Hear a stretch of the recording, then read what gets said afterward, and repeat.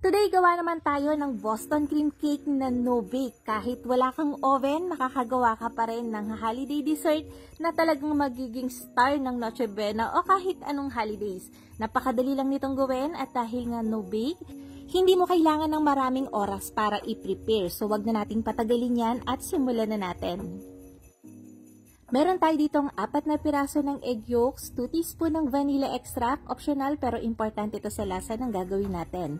1/4 cup ng all-purpose flour, 1/2 teaspoon ng salt at 1 cup ng sugar. Pwede nyo bawasan yon kung medyo ayaw nyo ng matamis. Haluin and then ilagay natin yung kalahati ng lata ng evaporated milk. 365 ml, kalahati mo nang ilalagay natin para mahalo natin siya ng maayos. Kapag nakita nyo natutunaw na yung sugar and salt, ihalo na natin yung natitira pang kalahati ng gatas. Isa lang natin to sa medium fire and then dire-diretso pa rin yung halo for 4 to 5 minutes. After 5 minutes, pag nakikita nyo lumalapot na siya, ilagay na natin yung 1/2 cup ng butter natin. Pwede rin na refrigerated margarine o butter compound. Tapos, dire-diretso ulit natin yung halo for another 2 minutes hanggang sa lumapot na talaga siya.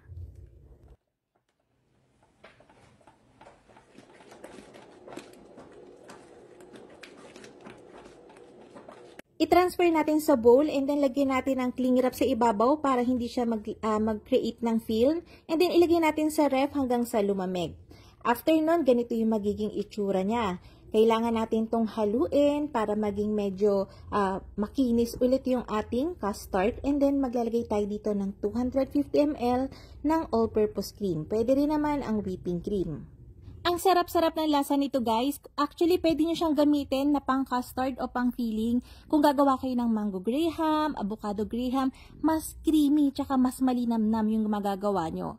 So yun, pag nakita nyo ganito na yung texture niya, ay pwede nyo na yan, pag well-combine na siya, pwede nyo na siyang ilagay sa ref para lalong mag-set, pero pwede nyo siyang iset aside na lang. At dito sa isang bowl, maglalagay tayo ng nasa 3/4 cup o kalahati ng lata ng evaporated milk.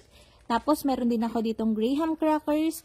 Mas maganda kasi kapag babasain na natin yung ating graham para mas madali siyang mag-set at hindi matigas. Alam niyo yung pagka naggayat kayo ng graham and then hindi pa talaga na-absorb ng graham yung mga filling nyo o yung cream nyo. Dapat kasi talaga kapag thick o makapal yung inyong cream ay babasain nyo muna yung graham para at least moisten na siya. Yung ating custard ay dinivide ko lang sa 3 para magkaroon tayo ng 3 layer. So yun, layer-layer lang tayo. Ang gamit kong pan dito ay 12 by 11 by 3. So kahit anong malapit doon,